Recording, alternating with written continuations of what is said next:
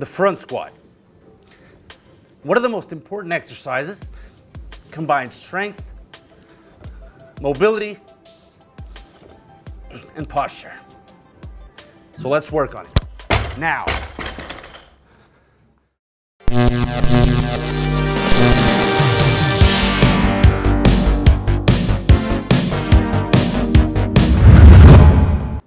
This video will be as follows. First, we're going to review the technique of the movement because some of you guys are not doing it correctly. And then I'm going to show you some mobility and strengthening exercises for you to get the best front squat ever.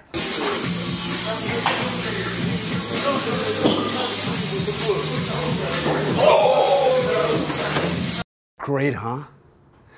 It's not going to happen for you, I'm sorry. So let's start with the front rack.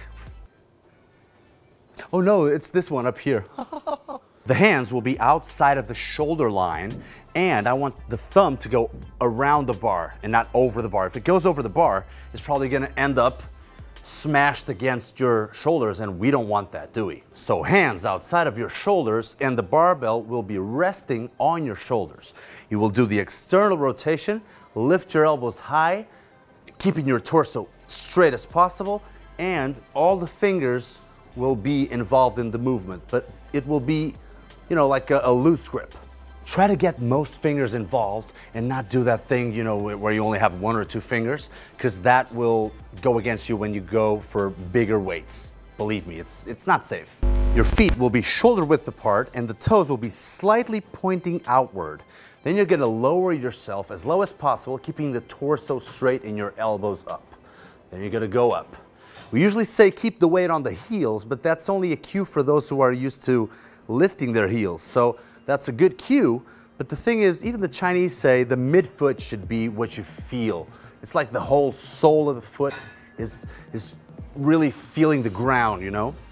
So now let's work on the weaknesses or possible weaknesses. So the first thing you need to work on is mobility. What you need for mobility is shoulder mobility, lat mobility, elbow mobility. So let's work on that. So remember Bruce Lee with the nunchaku?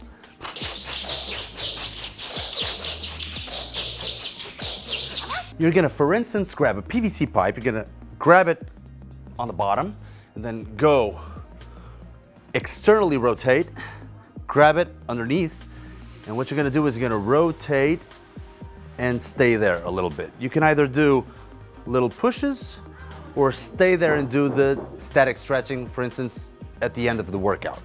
That is one way to do it. The other one is when you put your elbow facing to the front, and then what you're gonna do is you're gonna rotate and go to the outside. This will help as well. Same thing. Next one, on your knees, elbows on the bench and supinated grip on the pipe. What you're gonna do is you're gonna tighten up your abs. That will get you in this nice hollow position. And then you're gonna lean backward as much as possible. You're gonna find that there's a sticking point. You're gonna work to get that sticking point a little further away each time you do it, like this. So tighten up and then go, ooh, this is my sticking point. And go to the front again and then do it once more.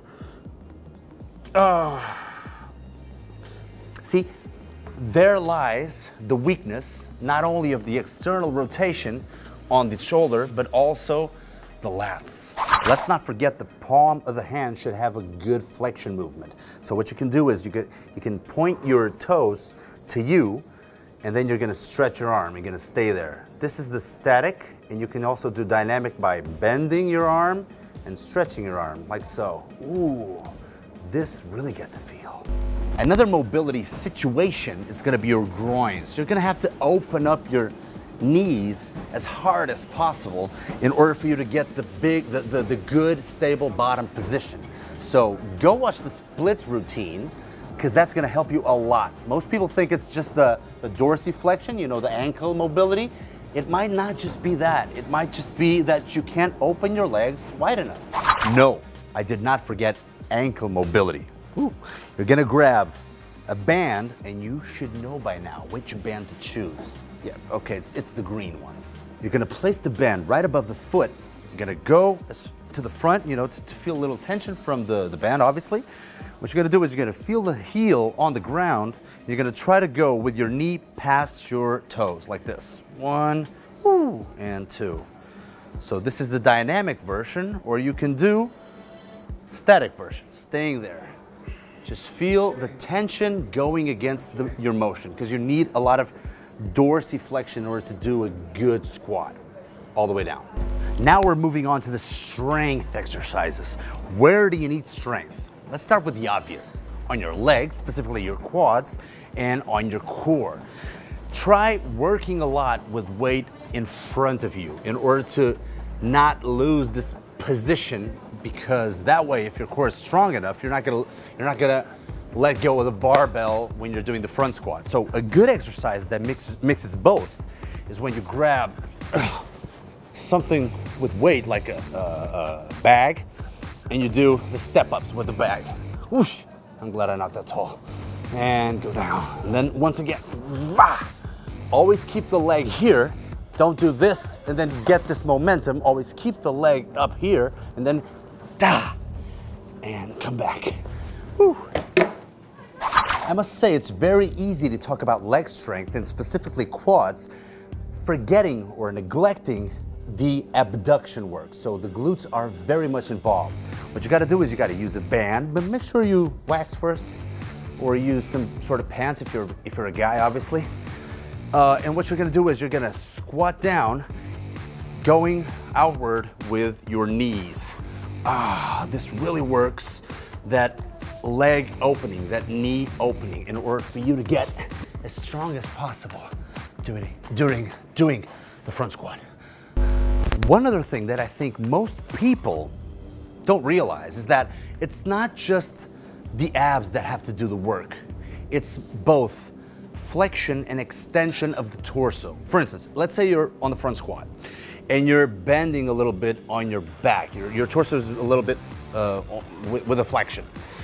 When you go up, your tendency is to flex even a little more, is to bend it a little more. So we have to counteract with that and work on our torso extension strength. Remember, there's a difference between hip extension with your back straight, you bend at the hip, and torso extension, okay? So what I like to do is I like to work that on the GHD.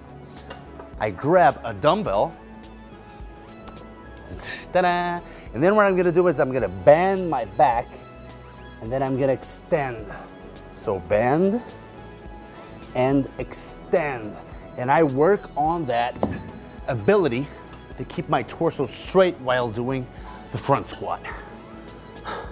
Also, a lot of rowing, ring rows, TRX rows, barbell rows, that will help definitely. Strong back means strong front squats as well. If you like this video, if you find it helpful, subscribe, obviously. You should always subscribe. Share, like, and stay safe. And remember, I'm here for you. I'm here for you.